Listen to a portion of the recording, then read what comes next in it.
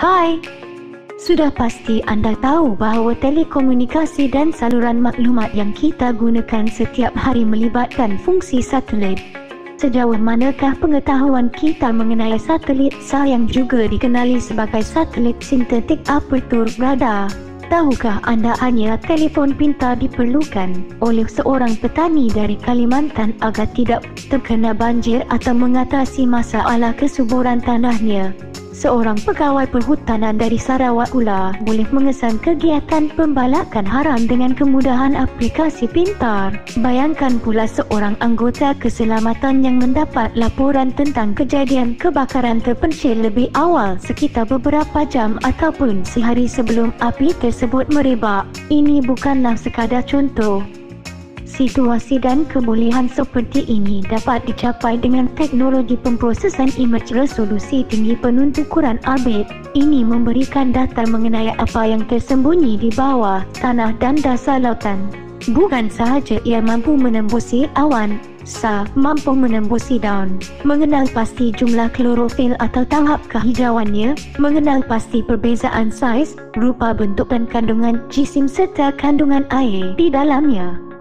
Dengan aplikasi sistem sensor yang menggunakan kuasa radar dan gelombang frekuensi pada ukuran yang berlainan, kita boleh mengenal pasti keluasan, jarak di antara objek dan nisbah ketinggian sesuatu tempat seperti hutan, ladang, kawasan pergunungan, dan segala bentuk permukaan di bumi. Dan akses kepada data tersebut adalah percuma.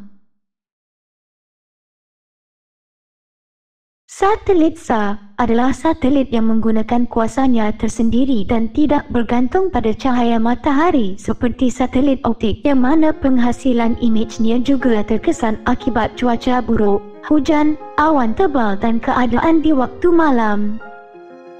SAR berfungsi dengan inovasi gelombang yang dikenali sebagai frekuensi radio yang dipancarkan dalam bentuk gelombang pendek dan panjang. Fungsi apertur boleh difahami sebagai antena.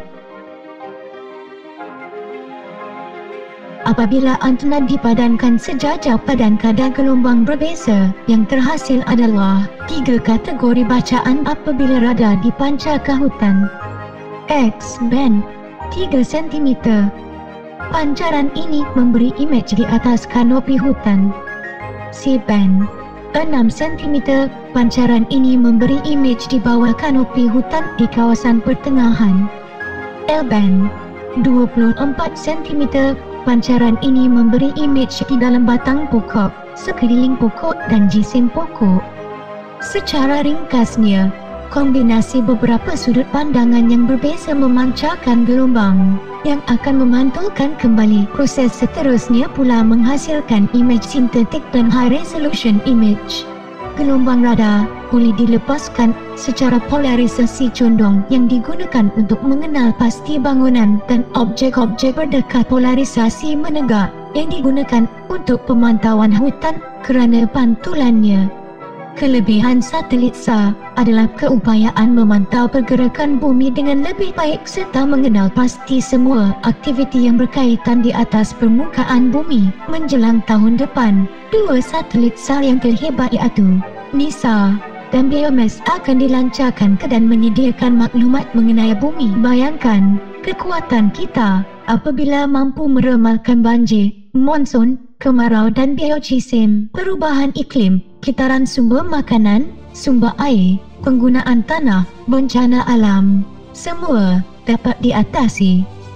Dengan SAR, kita boleh menggunakan kecanggihan teknologi untuk memajukan penjanaan dan penggunaan maklumat dengan lebih baik. Satelit SAR, satelit sintetik apertur radar adalah sumber maklumat global. Ia beroperasi tanpa batasan. 24 jam sehari, 7 hari seminggu dan percuma untuk sesiapa yang ingin memanfaatkannya. Apa yang kita miliki sekarang adalah penyelesaian dan peluang untuk memperbaiki pengurusan risiko dan kebajikan sumber alam.